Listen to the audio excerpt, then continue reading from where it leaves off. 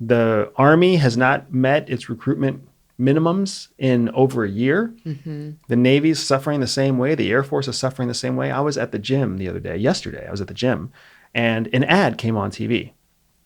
And it was like, let's go, girls. And it was then a series of like words: teamwork, strength, power, creativity, innovation, right? And it was all military. Yeah. So it was like, girls on jets, girl pilots, girls climbing over obstacle course in like the assault course, and like, girls behind computers, and girls doing cyber this, and girls of all shapes and all colors and all sizes and all ages, right? Yeah. And it was very clearly female military. And there was a long commercial. Because it caught my attention. And then I kept watching it as I was like moving between machines. Yeah. And then I like did a rep and I looked up and the same thing was still going. And I was like, what is this? Like a modern day Rosie the Riveter. And it was an Air Force commercial. Wow. So by the last like catchphrase, right? Like, innovator, teacher, friend, family, airman, U.S. Air Force, right? So very clearly targeting females for enlistment into the Air Force. Mm-hmm. But you can see everywhere. You can see how hard the military is working right now to recruit. You can see it in the MARSOC advertisements in the airports. Yeah. You can see it in the Marine Corps advertisements, like on billboards. You can see it with Air Force and Army and everywhere. Yeah. Because we are in this recruitment tragedy right now. Mm-hmm. The Air Force the military is not able to recruit enough volunteer professional soldiers for its own projections of what's needed in the future. And I think you're exactly right. It all boils down to motivation. Right. And I think they're having an issue with attrition as well. Oh yeah. People are leaving as fast as they can leave. Yeah.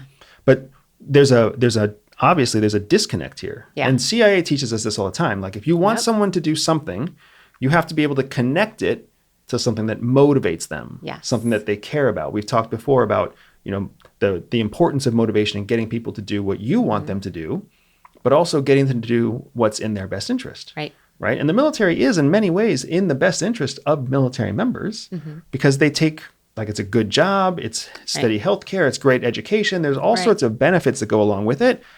But what people are seeing right now, I think what's happening is that the younger generation especially, they're wary of what are they actually selling to get these benefits. And, you did join CIA. Right. And how did your mom react to that? I don't remember her commenting on it. My dad thought it was like the coolest thing ever. Which is hilarious because your dad's a foreign national.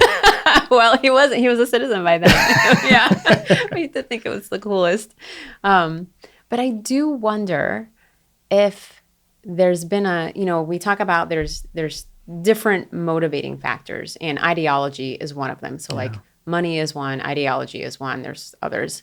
But in the vein of ideology, I wonder if the sense of patriotism has gone down. And what, during like the World Wars, patriotism was at an all-time high. We're like, let's do this for America. Let's be American, right? And that is a big driver for getting people to go and sacrifice themselves for their country, right? If you don't have that, if you're the motivating factor you're trying to hit on is, be the best that you can be, have a steady job, like there's other ways to do that. There's other ways to do that without having to face the possibility that you're going to be sent into a war zone. If you like this short clip, make sure you click here to see the next clip or here to see the full podcast episode. Freedom! It's a fresh song.